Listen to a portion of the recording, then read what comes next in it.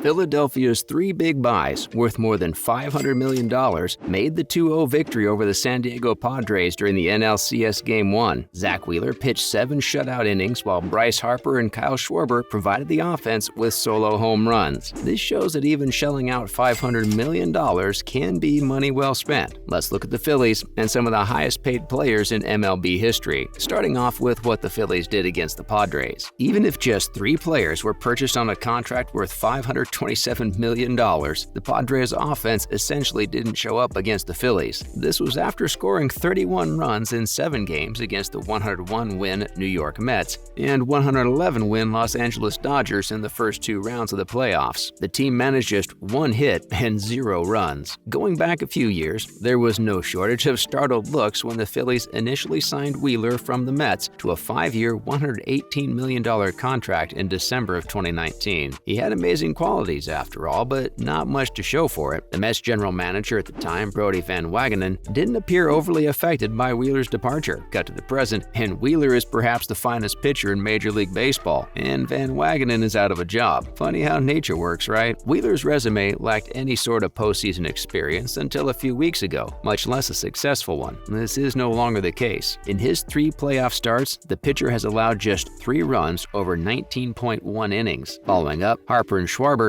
are a $409 million bargain in their own right. Contrary to the Wheeler signing, Bryce Harper's 13-year, $330 million deal with the Phillies in March of 2019 wasn't necessarily a surprise. The match and the agreement had both been more or less expected. It was just a matter of when. Most of Harper's first 3 seasons in Philadelphia were great, and his second MVP winning campaign in 2021 was one of the best. He experienced a fluke thumb injury this summer that kept him out for 2 months and left him cold when he came back in August, but those hard days are now past him. Harper had a .996 fielding percentage last season, which was far better than the .986 league average for outfielders. He only committed 1 error in 225 opportunities to play defense. What a track record, though. The fact that Harper can hit all fields is one of his more outstanding traits. Even though he undoubtedly has more power to the right, Harper can take an outside pitch and move it into the left field stands. His 4th postseason blast came against the Padres. That gives him 9 postseason home runs for his career, which is already more than he had in 35 games following his activation of the injury list. Coming up, Schwarber is just the 11th player in the StatCast era to record 2 110+ mile-per-hour hits in a postseason game. One can call it one of the reasons for the 4-year, $79 million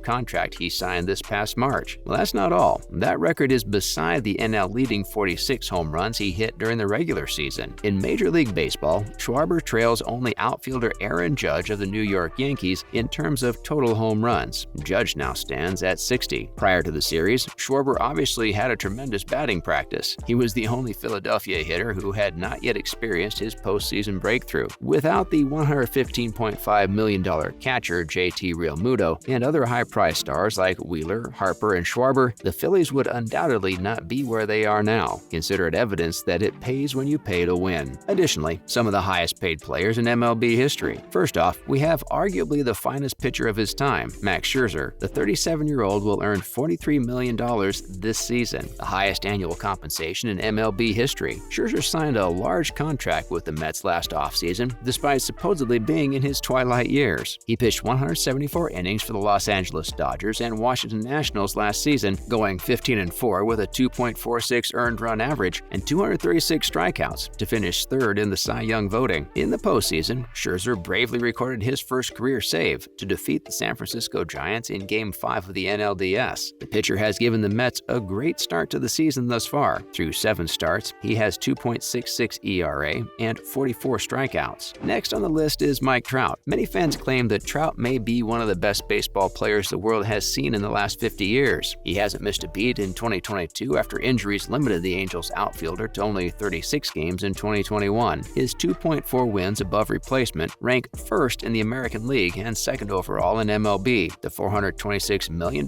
contract he signed in 2019 was definitely a good deal. Trout is essentially the ideal player, capable of almost everything an outfielder could ever hope to achieve. He consistently gets on base, hits for average, plays outstanding defense, smashes home runs. What more do you need? Trout will be in a strong position to win his 4th MVP award as long as he maintains his current rate, which, spoiler alert, he can. Coming up, Francisco Lindor joined the Mets on a 10-year, $300 $331 million contract in 2021. He served as the face of the Mets' quick retool. Lindor hasn't been able to replicate the success he enjoyed in Cleveland as probably the best shortstop in MLB. That is, although the emotional backbone of a Mets team had the best record in the National League through mid-May. In March 2021, a little over 2 months after the Mets acquired Lindor from Cleveland, he agreed to a contract extension. Deferred compensation of $50 million will be paid out over 4 years from 2032 to 41. Moving on, Carlos Correa is the star position player who was in the stacked free agent class of last year. He was forced to settle for a 3-year, $105 million contract with the Minnesota Twins after the MLB lockout stalled previous talks. Although the 27-year-old shortstop signed a player-friendly contract with the Twins, which gives him the option to opt out this offseason, he didn't get the long-term deal he was apparently looking forward to. By doing this, Correa will pursue a long-term contract based on his performance this year. He hasn't nearly been as dominant at the plate in Minnesota as he was in Houston. However, his managerial skills and world-class shortstop defense have guided the Twins to an unexpectedly strong start. In addition, Stephen Strasburg earned $35 million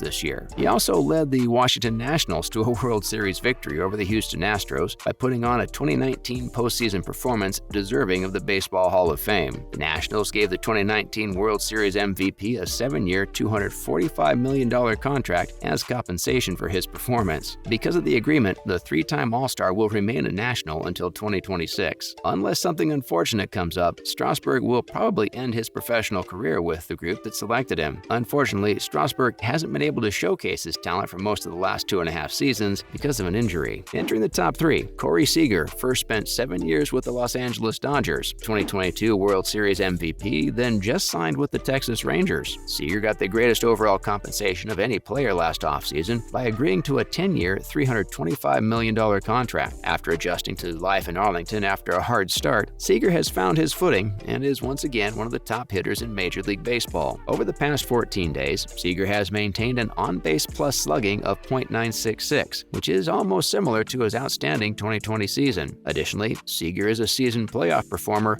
who was fired in the 2020 postseason and led the Dodgers to a title. Next up, fan favorite Alex Rodriguez has earned an estimated $275 million in his 22-year career. 2009 and 2010 were the seasons in which Rodriguez earned the most money. This was the same time the Yankees won the World Series in 2009. In addition to his MLB pay, the 14-time All-Star earned an additional $35 million through a series of endorsement deals, including ones with Nike, Giorgio Armani, and Radio Shack. In 2016, Rodriguez announced his retirement from baseball. He now works as an analyst for ESPN and Fox Sports. By 2023, Rodriguez will purchase 20% of the Minnesota Timberwolves at a $1.5 billion valuation, making him one of the team's major owners. By some estimates, his total earnings from his playing career stand at $450 million.